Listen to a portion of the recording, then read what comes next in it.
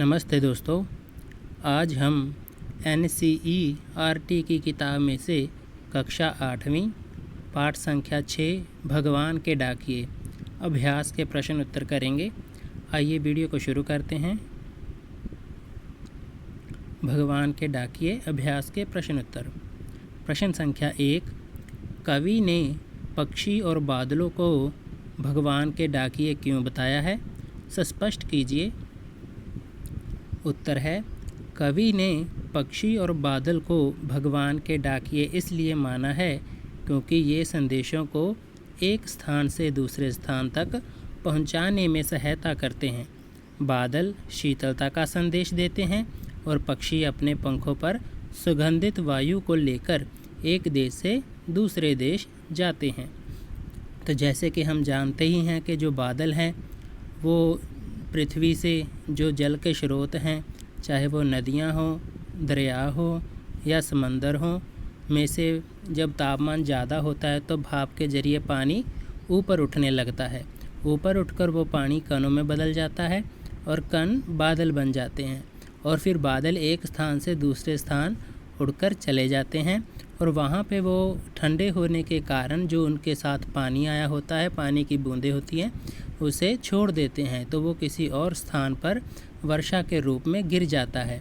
तो इसीलिए जहाँ जहाँ बारिश होती है वहाँ वहाँ शीतलता ठंडक पहुँचती है। जो भी वातावरण होता है, पर्यावरण, वो ठंडा हो जाता है। तो इसीलिए बादल जो हैं वो संदेश देते हैं शीतलता का। और इसी के साथ ही जब पृथ्वी पर फूल खिलते हैं, फूलों से जो महक सुगंधी आती है वो हवा में मिल जाती है और हवा के माध्यम से एक स्थान से दूसरे स्थान चली जाती है। इसके अतिरिक्त पंछी होते हैं जो उनके पंखों के ज़रिए जो सुगंधी है वो एक स्थान से दूसरे स्थान तक जाती है। तो इसीलिए जो कवि है उसने पक्षी और बादल को भगवान के डाकिए कहा है क्योंकि भगवान के द्वारा दिया गया प्रेम का संदेश वो एक स्थान से दूसरे स्थान लेकर जाते हैं, क्योंकि उनको सीमा में हम बांध के नहीं रख सकते। वो आज़ाद हैं और वो कहीं भी आ जा सकते हैं। प्रश्न संख्या 2, पक्षी और बादल द्वारा लाई गई चिट्ठियों को कौन कौन पढ़ पाते हैं? सोच कर लिखिए। उत्तर है, पक्षी और बादल द्वारा लाई गई चिट्ठियाँ पेड़ पौधे, पानी और पहाड़ ही पढ़ पाते हैं। वही उनकी भाषा को समझ पाते हैं। जो पक्षी होते हैं और बादल होते हैं वो जो प्रेम का संदेश भगवान द्वारा दिया गया है, प्रकृति द्वारा दिया गया है, उस संदेश को एक स्थान से दूसरे स्थान लेकर जाते हैं। लेकिन हम जो इंसान हैं वो इस संदेश को पढ़ नहीं पाते हैं। वो क्यों? क्योंकि हमें उनकी भाषा समझ में नहीं आती है। इसीलिए जो उनकी भाषा है, जो उनका जरिया है बताने का, वो कौन कौन समझ पाते हैं? पेड़ पौधे, पानी और पहाड़ ही समझ पाते हैं। पेड़ पौधे भी वैसा ही करते हैं जैसा कि पक्षी और बादल करते हैं। पेड़ पौधे भी ऑक्सीजन देते हैं जो वातावरण में मिलकर हवा के माध्यम से एक स्थान से दूसरे स्थान पहुंच जाती है। इन पर भी सीमा का कोई प्रतिबंध नहीं होता। पानी भी इसी प्रकार दरिया या नदी के जरिए एक स्थान से दूसरे स्थान बहकर चले जाते हैं। इन्हें भी कोई सीमा बांध के नहीं रख सकती। ये भी शीतलता का संदेश देते हुए एक स्थान से दूसरे स्थान जाते रहते हैं। पहाड़ भी इसी प्रकार, ऊंचे ऊंचे पहाड़ जब हम देखते हैं तो इस प्रकार लगते हैं जैसे वो एक देश से, एक महादेश से दूसरे महादेश की तरफ झांक रहे हैं। तो इसी प्रकार जो पहाड़ हैं वो भी सबको एक समान भाव से देखते हैं, प्रकृति को शुद्ध ठंडा बनाकर रखते हैं। तो इसीलिए वो कह रहे हैं कि जो पक्षी और बादल हैं उनके द्वारा लाई गई चिट्ठियाँ पेड़ पौधे ही समझ पाते हैं। पेड़ पौधे, पानी और पहाड़ ही समझ पाते हैं, हम लोग नहीं समझ पाते। प्रश्न संख्या 3, इन पंक्तियों का क्या भाव है?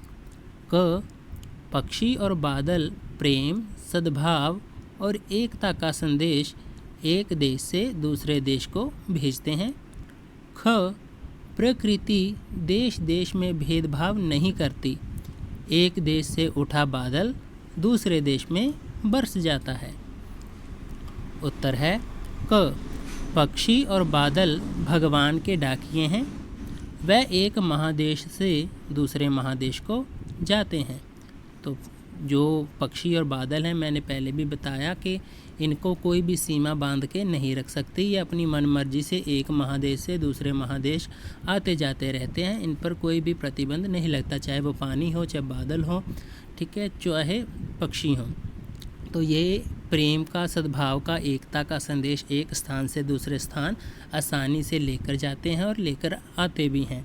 तो इसलिए जो पक्षी और बादल हैं, इन्हें भगवान के डाकिए बोला गया है। दूसरा है, प्रकृति देश देश में भेदभाव नहीं करती। एक देश से उठा बादल दूसरे देश में बरस जाता है। तो उत्तर है ख, प्रकृति एक देश से दूसरे देश में भेदभाव नहीं करती, इसीलिए एक देश का भाप दूसरे देश में पानी बनकर बरसता है। तो पहले वाली बात ही है कि दरिया हो, समंदर हो, नदियाँ हो, जो तापमान बढ़ जाने के कारण उनका जो जल है, पानी है, वो वाष्प बन के उड़ने लगता है, भाप बन के उड़ने लगता है। तो ऊपर जाकर वो कणों में बदल जाता है और कण मिलकर बादल बन जाते हैं। बादल एक स्थान से होते हुए दूसरे स्थान में और दूसरे स्थान से आगे तीसरे में चले जाते हैं। तो इसी प्रकार जब वो ठंडे हो जाते हैं तो उनमें जो पानी होता है, जो भाप का रूप होता है, तो वो ठंडा हो जाता है। ठंडा होने के कारण वो बूंदें भारी हो जाती हैं, तो वो उन्हें छोड़ देता है, जिससे वो वर्षा के रूप में किसी अन्य देश में बरसात के रूप में गिरने लगती है। तो इसी प्रकार ये जो प्रकृति है वो किसी भी देश में भेदभाव नहीं करती। उसके लिए पूरा संसार, सारा संसार एक ही है। तो एक संसार समझो और सभी प्रेम, सद्भाव और एकता और भाईचारे के साथ ही रहिए, यही कविता बताती है। प्रश्न संख्या 4, पक्षी और बादल की चिट्ठियों में पेड़, पौधे, पानी और पहाड़ क्या इन्हें पढ़ पाते हैं?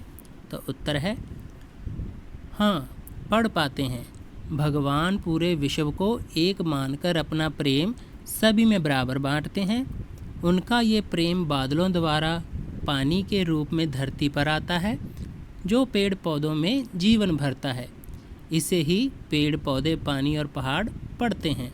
तो वही बात दोबारा आ रही है कि ये जो भगवान के डाकिए हैं, चाहे बादल हों, पक्षी हों, ठीक है, हवा हो, तो प्रकृति है जो सारे संसार को एक मानती है कि सारा संसार एक ही है। ये देश देश में बटी हुई नहीं है, इनकी कोई सीमा नहीं है। प्रकृति के सामने सभी एक समान हैं, सभी बराबर हैं। तो इसीलिए वो जो अपना प्रेम है तो वो सभी में बराबर बराबर बांटती है, कोई भेदभाव नहीं करती है।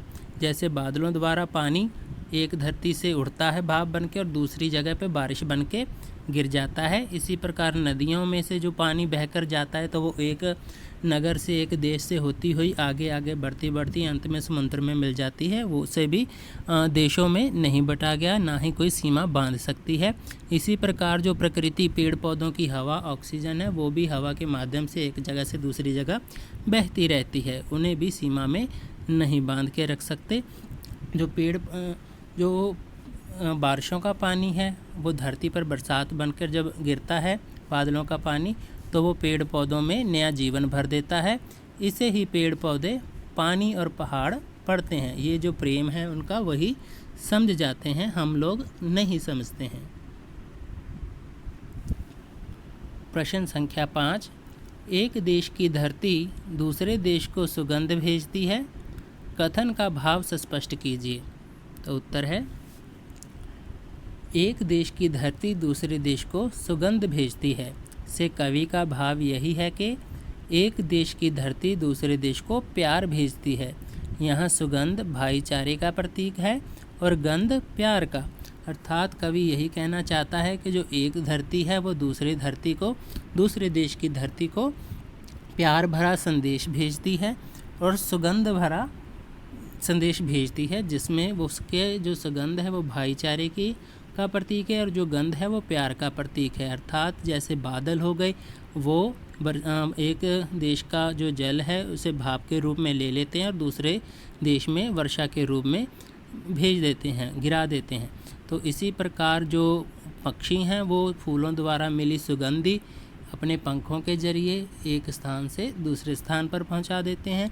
इसी प्रकार ये सुगंधी हवा में घुलकर भी एक स्थान से दूसरे स्थान पर चली जाती है, एक देश से दूसरे देश को जाती रहती है। तो इसीलिए कवि ने कहा है, एक देश की धरती दूसरे देश को सुगंध भेजती है। सुगंध मायने प्यार भेजती है, अपना जो सद्भाव है, एकता का संदेश है, वो भेजती है। प्रश्न संख्या 6, पक्षियों और बादल की चिट्ठियों के आदान प्रदान को आप किस दृष्टि से देख सकते हैं? उत्तर है, पक्षी और बादल की चिट्ठियों के आदान प्रदान को हम प्रेम और आपसी सद्भाव की दृष्टि से देख सकते हैं। ये हमें यही संदेश देते हैं। तो ये जो पक्षियों और बादल द्वारा जो प्रेम का संदेश, जो चिट्ठियाँ आती हैं, वो लेन देन, उसका आदान प्रदान मतलब एक दूसरे को देना, उसको हम किस भाव से देखते हैं, किस दृष्टि से देखते हैं? तो हम उनको आपसी भाईचारे, आपसी सद्भाव, आपसी प्रेम में की दृष्टि से देख सकते हैं। तो ये यही संदेश देते हैं कि सारा संसार एक ही है, तो हमें किसी के साथ भेदभाव नहीं करना चाहिए, किसी को सीमाओं में बांध के नहीं रखना चाहिए, सभी एक समान है। जैसे प्रकृति सभी को प्रेम बराबर बराबर बांटती है, हमें भी सभी को प्रेम करना चाहिए। किसी व्यक्तिगत मामले के, व्यक्तिगत किसी चिंता के कारण या किसी भी दुश्मनी के कारण किसी के साथ दुर्व्यवहार नहीं करना चाहिए, सब में प्यार बांटना चाहिए और सबको एक दृष्टि से देखना चाहिए।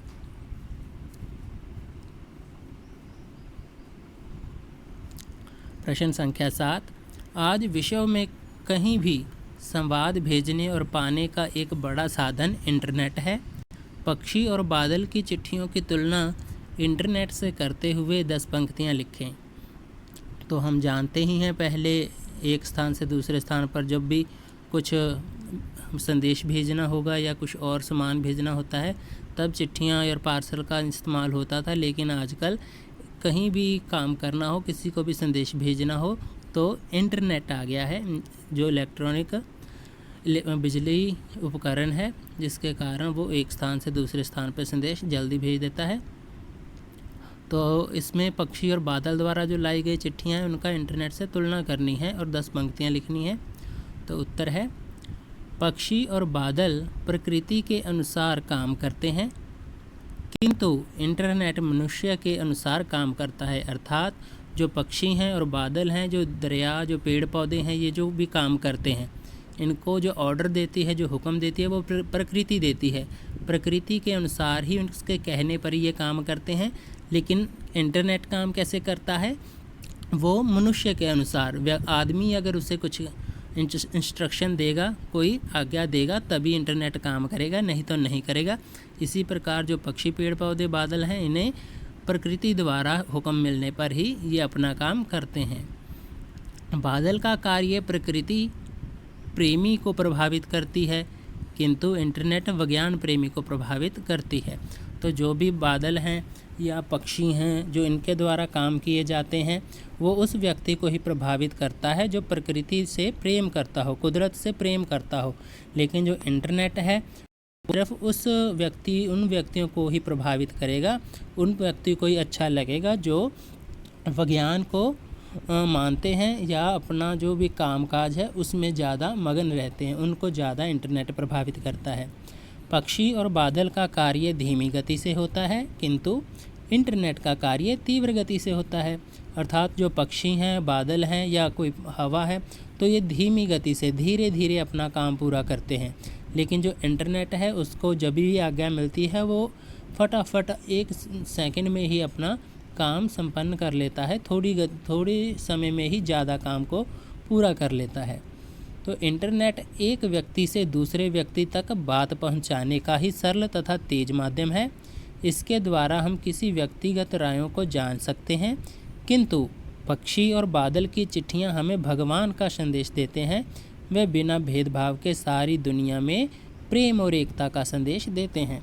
तो ये जो इंटरनेट है, उसके ज़रिए एक व्यक्ति अपना संदेश सिर्फ दूसरे व्यक्ति तक पहुंचा सकता है, और जो भी अपना व्यक्तिगत राय हो, निर्णय हो या फैसला हो, तो वो सिर्फ दूसरे व्यक्ति तक ही पहुंचा पाता है। इसके विपरीत जो पक्षी हैं, बादल हैं, इनका द्वारा जो संदेश दिया जाता है भगवान का, जो चिट्ठियां होती हैं, वो दूसरे देशों तक, पूरी दुनिया तक पहुंच जाती हैं। तो उनको सभी के लिए फ़ायदा होता है सभी तक पहुंचा पाते हैं। प्रकृति कुदरत सभी तक पहुंचाती है, ना कि किसी एक व्यक्ति तक, जबकि इंटरनेट सिर्फ एक व्यक्ति से दूसरे व्यक्ति तक ही अपनी राय या अपना कोई भी काम पहुंचा सकते हैं, अपना संदेश पहुंचा सकते हैं, सिर्फ एक व्यक्ति तक। तो हमें भी इंटरनेट के माध्यम से प्रेम और एकता और भाईचारे का संदेश विश्व में फैलाना चाहिए। जैसे पक्षी और बादल अपना भगवान का, प्रेम का, सद्भाव का, एकता का संदेश पूरे संसार में फैला रहे हैं, उसी प्रकार जो हम लोग हैं, हमें भी इंटरनेट के ज़रिए ये जो प्रेम, भाईचारा, एकता का जो संदेश है वो विश्व भर में, पूरे संसार में फैलाने के लिए कार्य करने होंगे और तत्पर रहना होगा सबको इसके लिए जागरूक करने के लिए। तो इसलिए वो कह रहे हैं पक्षी बादलों के जैसे ही हमें जो संदेश है प्रेम का, भगवान के द्वारा प्रेम, सद्भाव, एकता, भाईचारे के रहने के लिए जैसे कहा गया है, ऐसा ही हमें संदेश लोगों तक इंटरनेट के माध्यम से भी फैलाना चाहिए। प्रश्न संख्या 8, हमारे जीवन में डाकिये की भूमिका क्या है? इस विषय पर 10 वाक्य लिखिए। तो डाकिया एक जगह से दूसरी जगह संदेश लेकर जाने वाला होता है, उसके बारे में 10 पंक्तियाँ लिखनी हैं। डाकिया भारतीय सामाजिक जीवन की एक आधारभूत कड़ी है। डाकिया द्वारा डाक लाना, पत्रों का बेसब्री से इंतज़ार, डाकिया से ही पत्र पढ़वाकर उसका जवाब लिखवाना इत्यादि तमाम महत्वपूर्ण पहलू हैं जिन्हें नज़रअंदाज नहीं किया जा सकता। उसके परिचित सभी तबके के लोग हैं। हमारे जीवन में डाकिये की भूमिका अत्यंत महत्वपूर्ण है। भले ही अब कंप्यूटर और ईमेल का ज़माना आ गया है, पर डाकिया का महत्व अभी भी उतना ही बना हुआ है जितना पहले था। कई अन्य देशों ने होम टू होम डिलीवरी को ख़त्म करने की तरफ कदम बढ़ाए हैं या इसे सुविधा शुल्क से जोड़ दिया है। वहीं भारतीय डाकिया आज भी सुबह से शाम तक चलता ही रहता है। डाकिया कम वेतन पाकर भी अपना काम अत्यंत परिश्रम और लगन के साथ संपन्न करता है। गर्मी, जाड़ा और बरसात का सामना करते हुए वह समाज की सेवा करता है। भारतीय डाक प्रणाली की गुडविल बनाने में उनका सर्वाधिक योगदान माना जाता है। तो जो डाकिया होता है, एक जगह से दूसरी जगह संदेश लेकर, चिट्ठियाँ लेकर जाते हैं और वहाँ की चिट्ठियाँ यहाँ तक भी पहुँचाने का काम करते हैं। तो उनको जो भारतीय सामाजिक जीवन है उसकी एक आधारभूत कड़ी माना गया है। तो वो इसलिए क्योंकि पुराने समय में जब भी किसी ने एक संदेश दूसरे स्थान पर भेजना होता था, तब ना तो टेलीफोन थे, ना ही मोबाइल थे, तो ना ही ये इंटरनेट, ईमेल का समा था। तो वो सभी चिट्ठियों द्वारा ही अपना संदेश एक जगह से दूसरी जगह भेजा करते थे और उन चिट्ठियों को डाकिया एक स्थान से दूसरे स्थान लेकर जाया करता था और लेकर आया भी करता था, घर तक पहुंचाता था। और लोग पत्रों का अपने जो प्रियजन हैं, जो उनको चिट्ठी भेजते हैं, उनके पत्र का इंतज़ार भी करते थे। तो डाकिये से ही जो कई फैमिली ऐसे होते थे जो अनपढ़ होती थी, तो उनको ना पढ़ना आता था ना लिखना आता था। तो जब डाकिया आता था घर में चिट्ठी पकड़ाने, तो वो उनको पढ़कर भी सुनाता था और जो चिट्ठी का जवाब देना है वो कई बार डाकिये को लिखने को भी बोल देते थे और वो लिख भी देता था। तो इस प्रकार जो डाकिया है वो बहुत ही महत्वपूर्ण कड़ी था सामाजिक जीवन के बीच में। तो वो कह रहे हैं कि ये जो आजकल का इंटरनेट, कंप्यूटर, ईमेल का ज़माना आ गया है, इसके आने पर भी डाकिये का जो महत्व है वह वैसे का वैसा ही है। आज भी डाकिया बहुत ही महत्वपूर्ण है। लेकिन जो आजकल कुछ देश हैं जिन्होंने होम टू होम जो डिलीवरी है, जो घर से घर तक सामान पहुंचाने की प्रथा है, उसको ख़त्म करने की तरफ कदम बढ़ाया है। तो और या फिर इसे सामान को पहुंचाने के लिए सुविधा शुल्क से जोड़ दिया है, अर्थात अगर एक जगह से दूसरी जगह पर सामान भेजा जाए तो उस पर खर्चा आता है, उसके पैसे लगते हैं, तो उसका शुल्क लिया जाता है।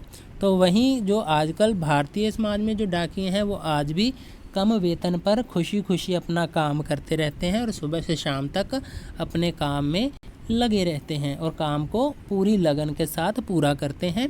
चाहे गर्मी हो, चाहे बरसात हो, चाहे ठंड पड़ रही हो, तो कोई भी मौसम क्यों ना हो, वह समाज की सेवा करता ही रहता है। तो भारतीय डाक प्रणाली की गुडविल बनाने में उसका सर्वाधिक योगदान है। जो भारतीय डाक प्रणाली है उसको बहुत ही अच्छा बनाने में सबसे ज़्यादा डाकिये की ही भूमिका होती है। डाकिया ही सर्वाधिक काम करता है। तो इसीलिए हम कह सकते हैं कि हमारे जीवन में डाकिये की भूमिका बहुत ही महत्वपूर्ण है।